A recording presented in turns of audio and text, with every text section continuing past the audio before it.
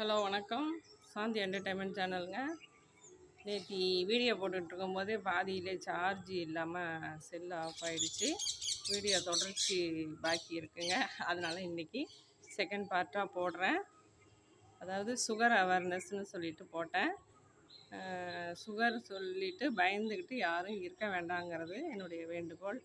பயப்படாதீங்க. சுகர் ஒரு பெரிய வியாதி இல்லை, எல்லாருக்குமே இருக்குது அப்படிங்கிறத திரும்பவும் நான் சொல்லிக்கிறேன். அதுக்கு நீங்கள் நல்லா வாக்கிங் போயிட்டு, சில பேர் சொல்லுவாங்க, வாக்கிங் போகிறீங்களா, ஏங்க உங்களுக்கு சுகராங்க? ஆமாங்க, சுகர் தாங்க. எவ்வளோ நாளாக இருக்குங்க. நம்மளை ஏதோ வியாதியஸ்தன் மாதிரி விசாரிப்பாங்க. நம்மள அது இருக்குங்க, ஒரு 5-6 வருஷமாக இருக்குங்க. பார்த்துங்க, ஜாக்கிரதையாக. ஒரு முள்ளு கிள்ளு குத்திருச்சுன்னா கால் புண்ணாயிடுங்க, காலை எடுக்கிற மாதிரி ஆகிடுங்க. அதனால் நீங்கள் ஜாக்கிரதையாக போங்க, ஜாக்கிரதையாக வாங்க. செருப்பு இல்லாமல் நடக்காதீங்க, செருப்பு போட்டுக்கிட்டே நடங்க. அப்படின்லாம் நம்மளை ரொம்ப பயமுறுத்தி விட்ருவாங்க. அதெல்லாம் ஒன்றும் பண்ணாதுங்க, செருப்பு இல்லாமலாம் நடக்கலாம். நமக்கு ஆனால் அந்த அளவுக்கு உணர்வு இல்லாத அளவுக்கு உடம்புல இருந்தால் தான் நம்ம பயப்படணும். அப்படியெல்லாம் உணர்வு இல்லாத அளவுக்குலாம் போகாது. அதெல்லாம் ரொம்ப 500 600 சுகர் போகும். அந்த மாதிரி இருக்கும்போது நமக்கு இருக்கும். நம்ம அந்த அளவுக்குலாம் விட மாட்டோம்.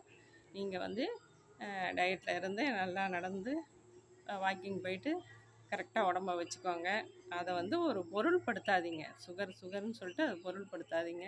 வீட்டுக்கு ஒருத்தர் இருக்க தான் செய்கிறாங்க சுகர்காரவங்க. அதனால் அதை பற்றி பயமே தேவையில்லை.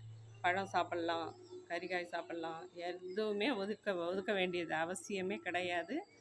அதிகமாக இல்லாமல் எல்லாமே நார்மலாக நீங்கள் பாட்டு சாப்பிட்லாம். பசி எடுத்து சாப்பிடுங்க. எப்போதுமே பசி எடுக்க நீங்கள் என்ன வேணால் சாப்பிட்லாம். டைஜஷன் ஆக சாப்பிட்டுக்கோங்க. பயப்படாதீங்க, தெளிவாக இருங்க. ஏன்னா நான் திரும்ப திரும்ப அதை சொல்லிக்கிறது என்னென்னா, நிறையா பேர் இப்போ இருக்கிற கறிகாயிலையோ இல்லை சாப்பாட்லேயோ எந்த விதமான சத்துக்களுமே கிடையாதுங்க. எல்லாமே போலியானது தான். ஏன்னா விவசாயத்தெல்லாம் அந்த காலத்தில் சாணம்னு சொல்லிட்டு கிராமத்துலேருந்து மாட்டு சாணம் எருவெல்லாம் போட்டு விவசாயம் பண்ணாங்க. இப்போல்லாம் நிறைய யூரியா, பொட்டாசியம் அது இதுன்னு சொல்லிட்டு நிறைய வந்துடுதுங்க. அதை வச்சு தான் முழு அரிசியாக பாலிஷ் பண்ணி எல்லாம் கொண்டு வராங்க. எல்லாமே முழு தானியமாக வருது. அதெல்லாம் நம்ம பயன்படுத்தி சாப்பிட்றதுனால நமக்கு சுகரு அது இதுன்னு சொல்லிட்டு வருது. அதனால் நம்ம எதாக இருந்தாலும் நம்ம டாக்டர்கிட்ட போகிறோம், காமிச்சிக்கிறோம், உடம்பு ஆரோக்கியமாக வச்சுக்கிறோம். வருமானமும் நம்ம அதிகமாக சம்பாதிக்க செலவுகளும் அதிகமாக ஆகிட்டு தாங்க இருக்குது. வியாதியும் பெருகிக்கிட்டு தான் இருக்குது. அதனால் இப்போ காலகட்டத்துக்கு ஏற்ற மாதிரி நம்மளும் போயிட்டுருக்க வேண்டியதுதான். இப்போ சுகருக்காக நிறைய சிறுதானியம்லாம் இப்போ கொண்டு வந்திருக்காங்க. வரகரிசி, சாமரிசி, குதிரைவாளி, அப்புறம் சாதமே சொல்லிவிட்டு இந்த கருப்பு கவுனி அரிசி, சிகப்பு கவுனி அரிசி, அப்புறம் இந்த சொரன்னு இருக்கும் பாருங்கள், அந்த மேலே பாலிஷ் இல்லாமல் கைக்குத்தல் அரிசி. இதெல்லாம் நீங்கள் கொஞ்சம் மத்தியானத்துக்கு ரைஸுக்கு எடுத்திங்கன்னா கொஞ்சம் சாப்பிட பிடிக்காததான், கொஞ்சம் கஷ்டமாக இருக்கும். இந்த கருப்பு கவுனியெல்லாம் நீங்கள் நல்லா வறுத்துட்டு அரைச்சி பவுடரை அரைச்சி நல்லா கஞ்சாக நைட்டில் தேவையில்லைன்னா கெட்டியான கஞ்சியாக சாப்பிட்லாம், கூழ் மாதிரி ஆக்கி சாப்பிட்லாம். அது மாற்று சாப்பாடாக சாப்பிட்டுக்கிட்டிங்கன்னா கொஞ்சம் சுகர் லெவல் நமக்கு கம்மியாயிடும். நம்ம ரைஸ் தான் சாப்பிட்ணும் கண்டிஷனானு இல்லை, இந்த மாதிரி சாப்பாடும் சாப்பிட்லாங்க. குதிரைவாளி, சாமரிசி இதெல்லாம் பழகிக்கணும். அதாவது நமக்கு ஃபஸ்ட்டு சாப்பிடும்போது நமக்கு பிடிக்காத மாதிரி இருக்கும்.